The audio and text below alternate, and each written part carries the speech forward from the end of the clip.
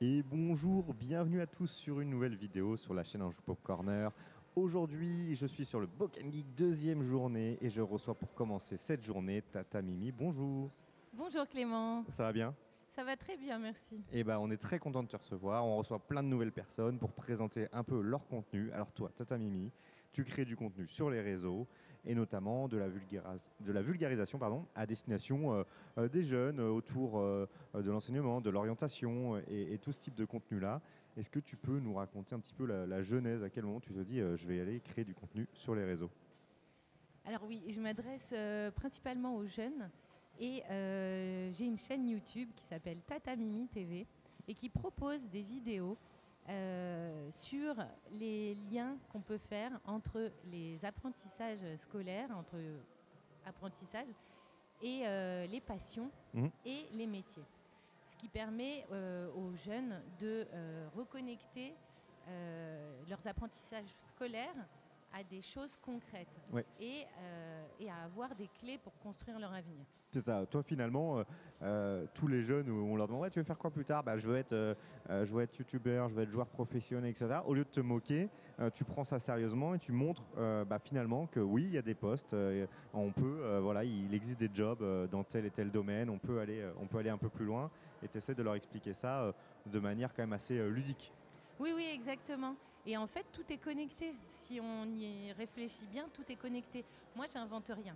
Ce que je propose, c'est vraiment une vision, une nouvelle vision de l'apprentissage parce que tous les apprentissages peuvent servir une passion et un métier, un domaine de métier en tout cas. Et à quel moment tu te dis que tu vas proposer ce contenu-là? C'est que tu as fait face finalement à des jeunes qui étaient en train de se questionner sur le lien qu'ils pouvaient avoir entre leur passion et leur futur métier. Et tu t'es dit, il va falloir que j'apporte des réponses. Voilà, quelle a été la situation, l'élément déclencheur? En fait, même pas, on n'en est même pas arrivé à ce questionnement chez les élèves que j'ai pu constater, mais plutôt à un rejet de l'école Ok, que j'ai vu chez ma fille. Et toutes ces années collège, ok, donc alors, collège plutôt, ouais. ouais, plutôt collège, alors qu'elle avait des super résultats, les Hmm. félicitations chaque trimestre, elle revenait systématiquement de l'école en me disant j'en ai marre de l'école, Ok, ça sert à rien. ok, Donc ok. là, bon, C'est violent. zut, c'est violent quand même. Et puis surtout, tous les jours. Donc j'étais un peu perdue et je me sentais assez impuissante. Et puis j'ai vraiment beaucoup réfléchi et je me suis dit, il y a quelque chose à faire. Et j'ai discuté beaucoup avec d'autres élèves Ouais. et le constat était le même. En réalité, quand je leur demandais à quoi leur servait l'école, selon eux, ils me répondaient, mais tous, hein, à avoir des bonnes notes, Hmm. à avoir un bon métier, à faire plaisir aux parents pour les plus jeunes. Oui, il se projetait pas du tout. Eh bien non, à avoir un diplôme, mais en fait, il n'y avait jamais de concret. Et je me suis dit vraiment, vraiment, je peux faire quelque chose. Donner du sens, moi, c'est quelque chose qui me tient à cœur. Et surtout, si je peux aider des élèves à se reconnecter à l'école, parce que quand même, 8 heures par jour Hmm. pendant en moyenne 15 ans, Oui, c'est violent.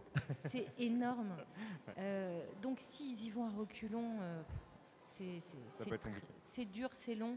Il faut qu'ils comprennent pourquoi ils y vont et surtout ce qu'ils ont à y gagner. C'est ça. Quel est leur intérêt? Et même tout de suite, c'est-à-dire leur faire comprendre que c'est pas inutile, comme beaucoup pourraient le dire, j'apprends ça mais ça va jamais me servir, etc. C'est remettre ce lien-là sur du concret. Ouais. Et pour ça, du coup, tu attaques avec un angle un peu disruptif, avec l'utilisation d'un personnage virtuel avec qui tu vas échanger, qui finalement est une incarnation de tous ces jeunes. C'est ça, oui, c'est ça. Je dialogue avec Yeji, qui est une ado créée par IA et qui porte un peu la voix des ados. Mm. Elle est un peu paumée, elle est très drôle, elle me fait rire. C'est moi qui écris ses scripts, mais Mais ça te fait quand même rire. oui, alors il faut savoir que je m'inspire beaucoup de ma fille. D'accord. Et donc voilà, elle porte la voix des ados avec ses questionnements, ses résistances face à l'école Ouais. aussi. Et moi, je lui réponds en lui donnant vraiment des éléments concrets sur les liens que tel apprentissage peut avoir avec une passion et un métier, et en tout cas à quoi ça va pouvoir lui servir plus tard.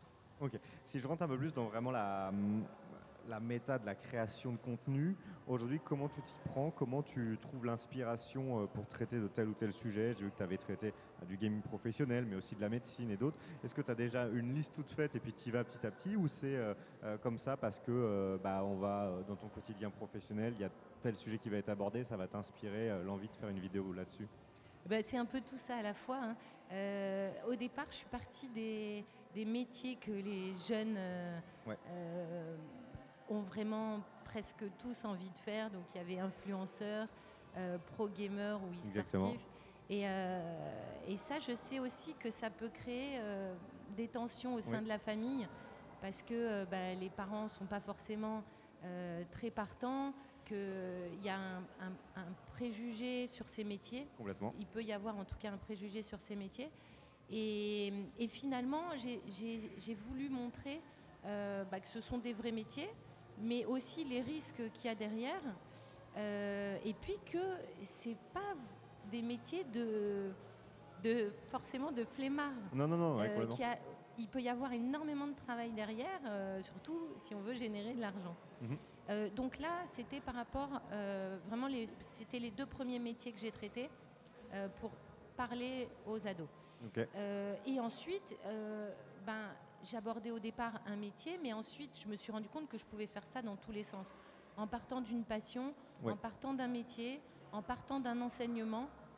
Et en fait, ça se nourrit un peu tout seul, parce que c'est un sujet sans fin. Il y a tellement de métiers, tellement de passions et tellement d'enseignements.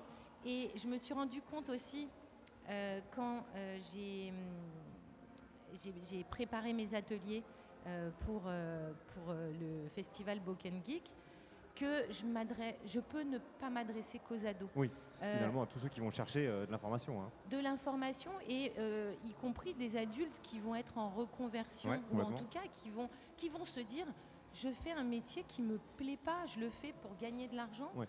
mais est-ce qu'il n'y a pas moyen un jour que je fasse un métier passion? Complètement, ouais. Et en fait, oui, parce que derrière toutes ces passions, il y a des vrais métiers. Et c'est ça que je suis venue faire aujourd'hui. C'est à travers des ateliers sur le gaming et sur les animés, cosplay et manga. Montrer les différentes possibilités qu'il faut Voilà, explorer. montrer que c'est une passion, mais que derrière ça, il y a plein de vrais métiers, et que c'est possible pour tout le monde. Je pense que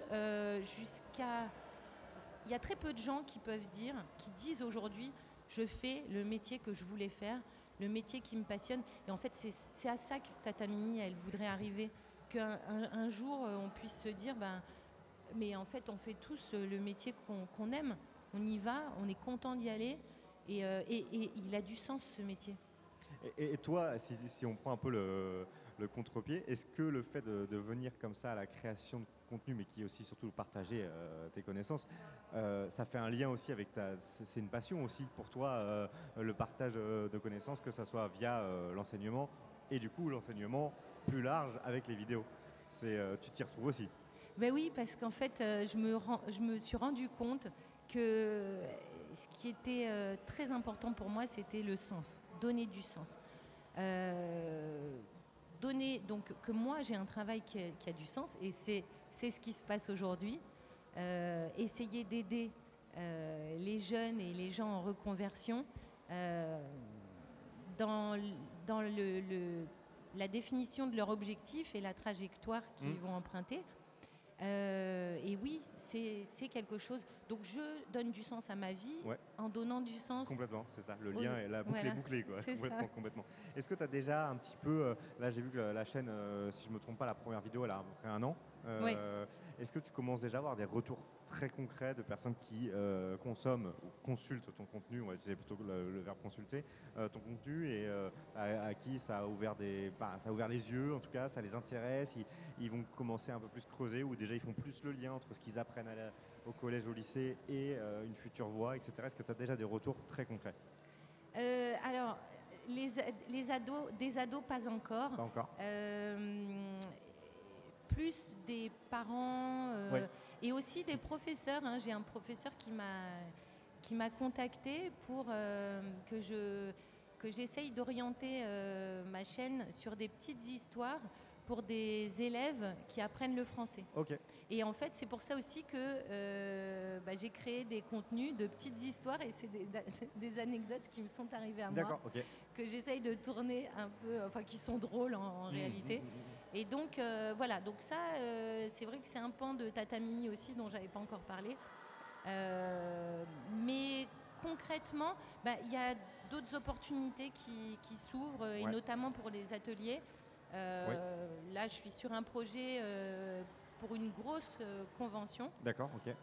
Mais c'est pas encore fait, donc. Ok, affaire à suivre. Ouais, c'est ça. Ok, donc ça va venir. De toute façon, c'est du contenu qu'on pourrait dire sur le temps long, dans le sens où à n'importe quel moment, les jeunes vont pouvoir venir le consulter. Il n'y a pas de, c'est pas un instantané. On joue pas sur l'actualité, même si les métiers évoluent et il y a de nouveaux métiers qui se créent et d'autres qui disparaissent avec la technologie. Mais globalement, les jeunes vont pouvoir venir consulter ça au moment où ils vont avoir besoin de chercher des informations et des réponses. Voilà, c'est ça. Et plus le temps avance, et plus il y aura de contenu qui est sur toutes les passions, enfin sur les passions, sur tout le plus de métiers possible.